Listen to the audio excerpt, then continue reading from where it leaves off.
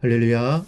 사랑하는 대강의 가족 여러분, 오늘 하루도 하나님의 말씀과 동행하는 삶이 되길 소망합니다. 오늘 함께 나눌 하나님의 말씀은 다니엘 12장 5절에서 9절 말씀입니다.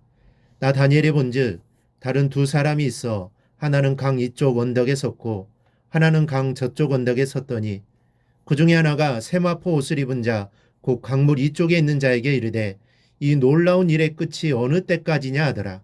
내가 들은즉 그 세마포 옷을 입고 강물 이쪽에 있는 자가 자기의 좌우 손을 들어 하늘을 향하여 영원히 살아계시는 이를 가리켜 맹세하여 이르되 반드시 한때 두때 반때를 지나서 성도의 권세가 다 깨지기까지이니 그렇게 되면 이 모든 일이 다 끝나리라 하더라.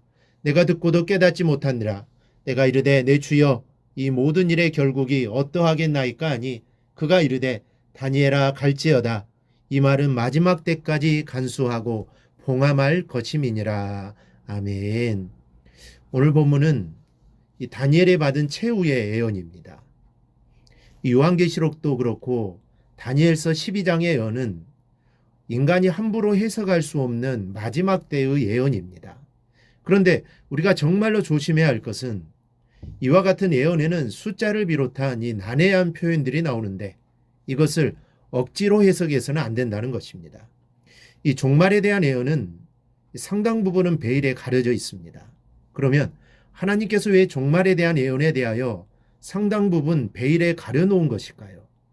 베일에 가려져 있는 것이 더 유익하기 때문입니다. 십자가의 사건을 생각해 보십시다.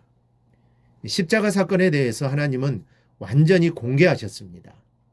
인류의 구원을 위해 이루기 위해서는 십자가 계시를 완전히 공개하시는 것이 더 유익하기 때문입니다. 그러나 이 다니엘 12장과 요한계시록의 많은 부분들은 완전히 공개하지 않으셨습니다. 이것은 무엇을 말해줍니까? 하나님께서 공개해 주신 것만큼만 인간이 알고 있기를 원하시기 때문이요. 그것이 더 유익하기 때문입니다. 그런데 요한계시록 강의직만 해도 수천 가지 해석이 난무하고 있습니다. 그 가운데 한 가지 내용만 바른 해석일 것입니다.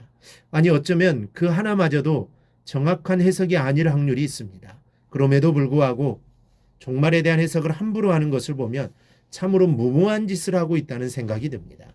칼빈은 위대한 주석가였지만 요한계시록은 주석을 달지 않았습니다. 하나님께서 상당 부분 베일에 가려 놓으신 것을 길을 쓰고 해석하는 것이 옳지 않다는 판단에서입니다.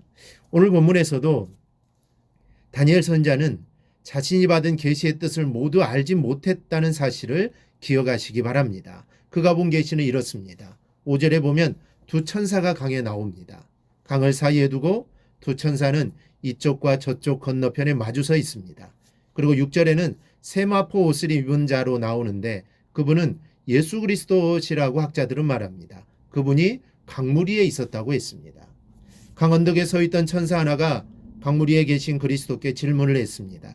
이 놀라운 일의 끝이 어느 때까지입니까? 다니엘이 받은 계시가 언제 이루어질 것이냐는 질문입니다.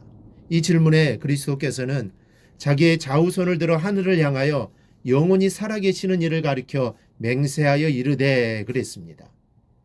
예수님께 하늘을 향해 두 손을 들어 맹세하신 이유는 그가 말씀하시는 내용이 절대 불변의 진리라는 것을 확실히 보증하기 위해서입니다. 즉 완전히 이루어질 것이라는 것입니다. 그리스도께서는 천사의 질문에 두 손을 들어 맹세하시면서 이렇게 말씀합니다.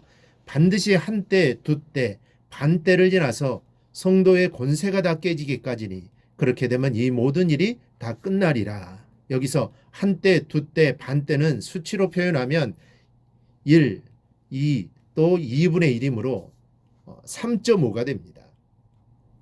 요한계시록의 표현을 빌리면 7년 대환란기에 후 3년 반입니다.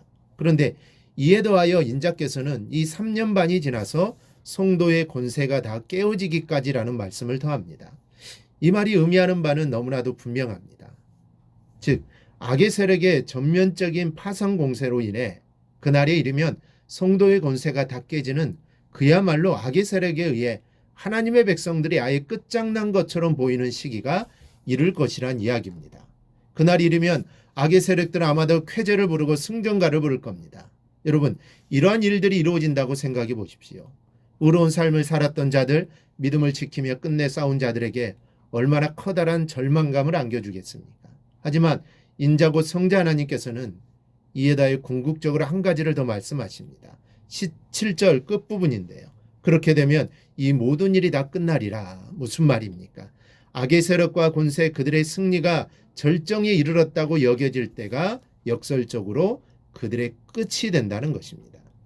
마치 시리아 왕이 승승장구할 때 갑자기 죽게 됩니다. 바로 이런 것입니다. 잘 나가다가 어느 날 갑자기 망하게 된다는 것입니다. 그리고 그 이유는 악의 세력과 타협지 않고 믿음을 지킨 의로운 성도들에게 최후 승리, 궁극적이며 영원한 승리를 허락해 주실 것입니다. 그런데 보십시오. 다니엘이 계시를 받았지만 내가 듣고도 깨닫지 못한지라고 그랬습니다.